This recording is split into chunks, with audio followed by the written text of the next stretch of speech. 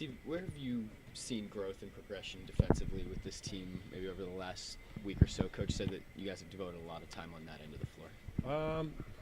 It's our timing and awareness of just what's going on. We kind of brought to light and defined what it means to like actually go over and help, and if they're in a really bad position, like a defender. So that's what we kind of cleaned up, and it worked out well because what we seen was like we were over helping, and that's leaving opportunities for offensive rebounds, corner threes, all that sort of stuff. So once we got that cleared up, our rotations were efficient. But the biggest thing that have you guys just been working on yourselves in this practice time, or getting ready for Houston, getting ready for the other teams that are coming in? What's the last couple of days been like with the practice time? Oh, we've just strictly been just working on ourselves, mate, because we haven't had much time to actually practice at all. So it's like we're going to make sure. I mean, we're going to make adjustments, but they're only small adjustments to like whatever the team is, whatever they specialise in and all that. But we just got to make sure that we together are on the same page and understand like just the system that we have. Yeah. How was your ankle on Monday? Pardon? How was your ankle Monday? Oh, it's pretty good. Still there. Still working. So, yeah, pretty standard. No wrap on your hand either, your thumb. Oh, yeah, that's just a confidence thing, mate. I actually need to get it wrapped. I forgot to do it today, to be honest. Yeah, kind of snuck it by. Steven, you look pretty excited after Victor had that dunk against the Hawks. I mean, what was that play like for you? It was just amazing because like obviously I rotated because I thought he was going to pass it to me, and then he didn't. So I was like, oh. No, I didn't. But like then he just like took off, and I was like, I thought he was going to just kick it out. It looked like he was off balance, and just him like able just to do what he did. I was just like, wow. I haven't seen that. Like that one was amazing. I haven't actually seen that before. So kudos to him. Good job. Top four. As you get healthier, well, I'm assuming you're getting healthy with the ankle, the hand. Are you able to be more aggressive in the post and things of that nature? I mean, Who us as a team? well, no, I mean, because you don't. I assume the hand's getting better. I mean, is that allowing you to do some more things that maybe you couldn't do early in the season? Sorry. Sorry. No, it's getting better, but it's just. I mean, I'm used to like the tape now, like regardless. So like, even so, I should have just get used to it and just be able to play with it, even if for like the ankles and whatnot. Still got to maintain like the aggressiveness and all that. You know what I mean? Mm-hmm. Yeah. Stephen, I'd like to know your official take on Joffrey's beard. Is it too scraggly? I don't know. I don't like to complain because like my one's trash as well, so I can't actually complain. Like, you know what I mean? I can't like criticize anyone else, but I mean that's good. It's French, I guess. French twist on it. Even when Russell notches yet another triple double, is this something like it's just kind of with you and the players? Is it just like, yeah, that's Russell, or is it still like a, oh my gosh, I can't believe this just happened moment? I don't know. For me, it's like never been like a oh my gosh sort of moment. It's I don't know. It's just standard. He just plays hard, which is good. Like, there's just energy is consistent. That's when I'm like, oh wow. Like, that's what's amazing to me is like his motor, just unbelievable, and just like his just passion and like killer instinct is just, yeah, you don't see that, you know. So that's what I'm amazed at. But yeah, good stuff with the numbers. Yeah. Oh yeah. Some NBA big men get a little irritated when a guard comes in and takes the rebound. It doesn't seem that you guys care too much officially, or maybe you not in front of you guys.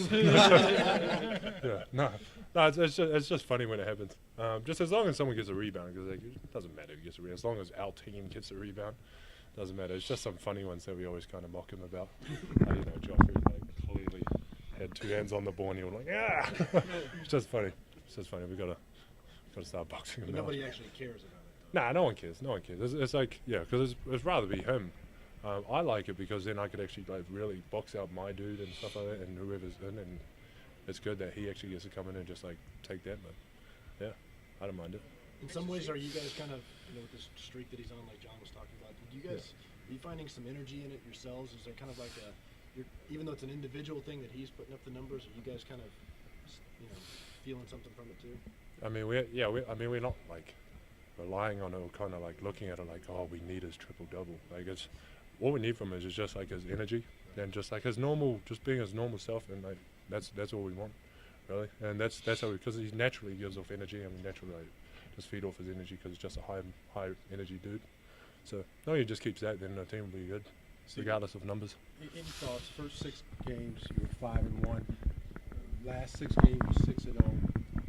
It seems like you guys are stepping up all over the place. I can't really put my finger on it. I know we like to talk about Russ, but anything else jumping out at you that's different? I mean, I know not to talk about the 6-game winning streak, but what's the difference now in the last 6 games that out there on the floor that you see that you're doing? Because sometimes you're scoring well, but sometimes shooting a good percentage and you win, and sometimes you're shooting a bad percentage, you win. Sometimes you get out rebounded, you still win.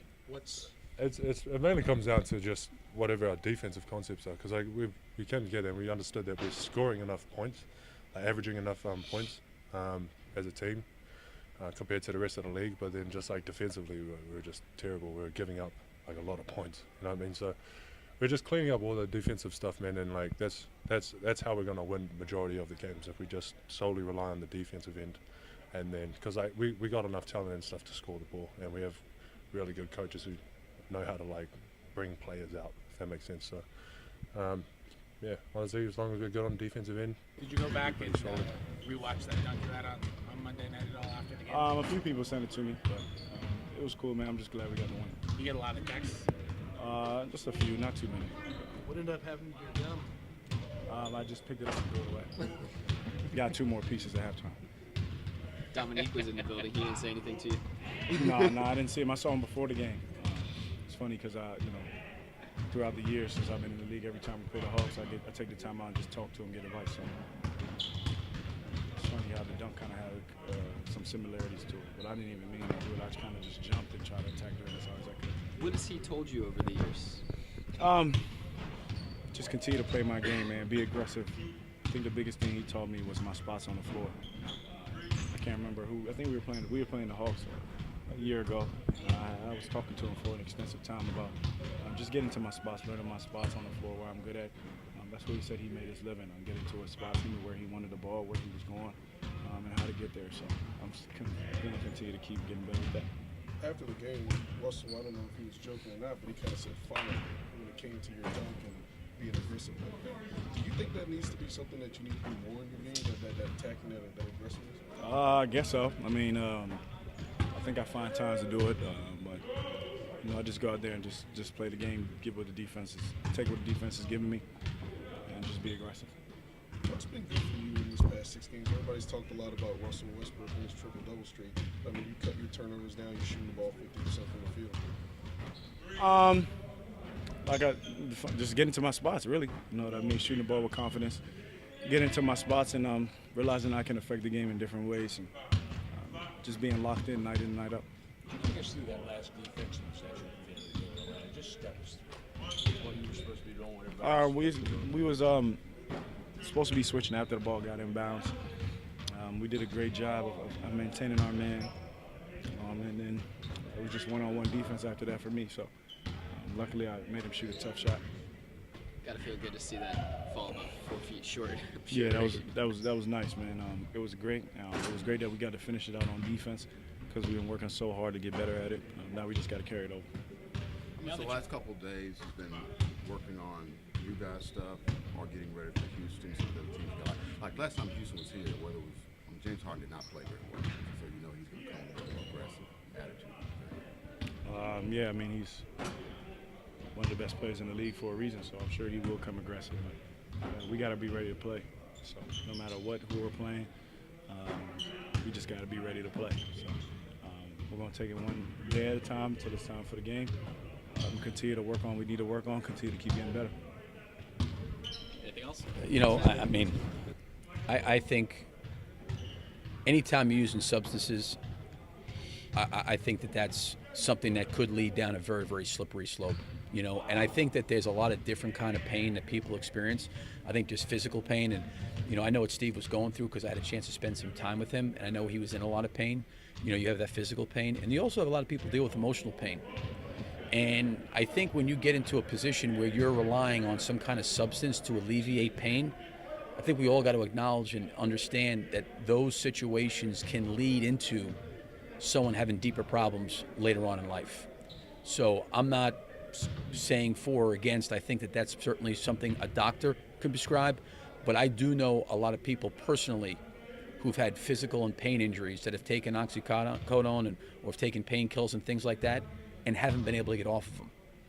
So, I developed a close relationship with Chris Herron, and I know a little bit about it just in terms of dealing with it, but I think that the pain that people deal with where they're using that, there is physical pain and then there is emotional pain. And I think when you start going down that slope of using drugs to eliminate that pain, I think we all have to agree that there's a side effect or something else could come out of that. Like you may temporarily deal with the pain, but down the road it could become bigger problems. Thank you, Coach. Thanks, Coach.